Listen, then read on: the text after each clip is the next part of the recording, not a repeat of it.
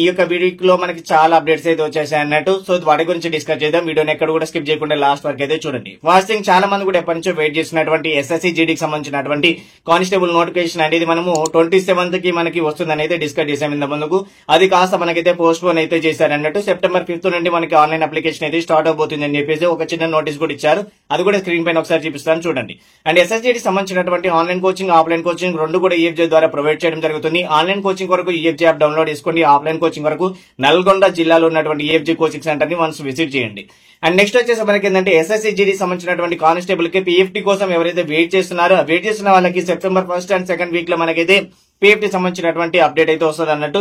So ఎవరైతే physical కోసం wait చేస్తున్నారో ఫిజికల్ కి కూడా మన దగ్గర ప్రొవైడ్ చేయడం జరుగుతుంది. అండ్ మీకు ఖచ్చితంగా ఇప్పటి నుంచి హార్డ్ వర్క్ చేయాలి. ఫిజికల్ వాళ్ళకి సడన్ గా డేట్ అయితే వస్తుంది, తర్వాత మీరే జాబ్ లో ప్రాబ్లం అయితే ఫేస్ చేస్తారన్నట్టు. కాబట్టి వీలైనంత వరకు ఇప్పుడే మనం ఏం చేసామంటే త్వరగా మనము రన్నింగ్ అనేది ఇన్ టైంలో వచ్చే విధంగా ప్లాన్ చేసుకోవాలి. అండ్ నెక్స్ట్ సెకండ్ థింగ్ వచ్చేసి ఏంటంటే అగ్నివీర్ ఇండియన్ నేవీకి సంబంధించిన వాటికి ఎవరైతే మీరు పీఎఫ్టీ అనేది ఇప్పుడు రన్ అవుతుంది కదా, సో రన్ అయ్యే వాళ్ళకి ఒక చిన్న 2 ఇన్స్ట్రక్షన్స్ అయితే చెప్తాను. మీరు ముందుగా అక్కడికి వెళ్ళిన తర్వాత వీళ్ళు డాక్యుమెంట్ వెరిఫికేషన్ అయితే చేస్తారు అన్నట్టు. డాక్యుమెంట్స్ వెరిఫికేషన్ అయిపోయిన తర్వాత వీళ్ళైతే పీఎఫ్టీ అయితే కండక్ట్ చేస్తారు. ఇక్కడ మనకి చాలా మంది కూడా ఏపీ తెలంగాణ వాళ్ళకి చెన్నైలో పడింది అన్నట్టు.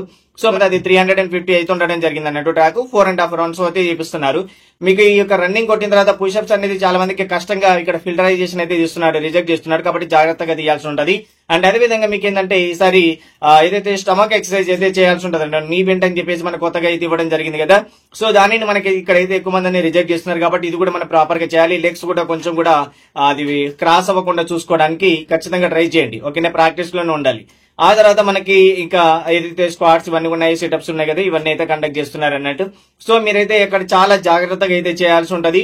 అండ్ ఎగ్జామినేషన్ కూడా కొంచెం టఫ్ గానే ఉందని చెప్పుకోవచ్చు. ఆఫ్లైన్ ఎగ్జామినేషన్ మనకి నేవిది కొంచెం టఫ్ గానే ఉంది. పేపర్ స్టాండర్డ్ అనేది కొంచెం మీరు ఇంతకు ముందుకే కొంచెం ఎక్కువ ఎఫర్ట్స్ పెట్టి ప్రిపేర్ అయ్యి ఉంటే బాగుండేది అనిపించింది. ఎందుకంటే మనకి ఇక్కడ బబ్లింగ్ సిస్టమ్ కాబట్టి కొంచెం మనకి టైం వేస్ట్ లాగా అనిపిస్తుంది అన్నట్టు. ఎందుకంటే ఆన్లైన్ అయితే ఏంటంటే డైరెక్ట్ టిక్ చేస్తాం, అక్కడ ఎంత టైం ఇక్కడ ఎంత టైం, ఇక్కడ ఏంటంటే బబ్లింగ్ చేయడానికి కూడా టైం అయితే పడుతుంది. కాబట్టి అదొకసారి మీరు గమనించాలి. కాబట్టి టైం మేనేజ్ అనేది ఖచ్చితంగా రావాలి. మీకు కొన్ని టెస్టులు మీరు బాగా ప్రాక్టీస్ చేస్తుంటే మీకు ఒకసారి ఐడియా అయితే వస్తుంది అన్నట్టు.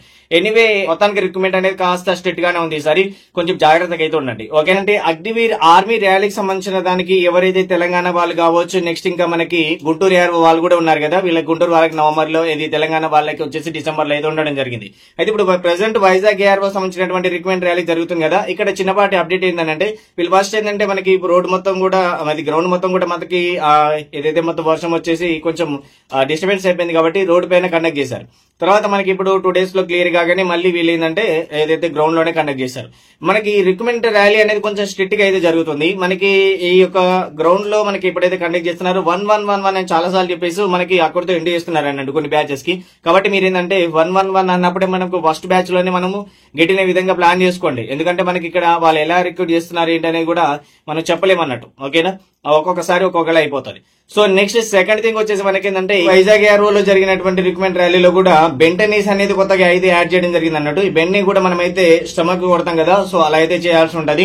సో ఇది కూడా కొత్తగా యాడ్ చేశారు. తర్వాత వీళ్ళకి ఏంటంటే పుల్అప్స్, లాంగ్ జంప్, బ్యాలెన్సింగ్ ఈ విధంగా అయితే పెట్టడం జరుగుతుంది. కాబట్టి దీనిపైన కూడా కొంచెం ఫోకస్ చేస్తూ మీరు అయితే ప్రాక్టీస్ అయితే చేయాల్సి ఉంటది అన్నట్టు. ఓకేనా, నెక్స్ట్ వన్ వచ్చేసి మనకి ఎన్డీఏ సంబంధించినటువంటి అండ్ సిడిఏ సంబంధించిన ఎగ్జామినేషన్ అనేది ఈ యొక్క September 1st కి అయితే ఉండడం జరిగింది.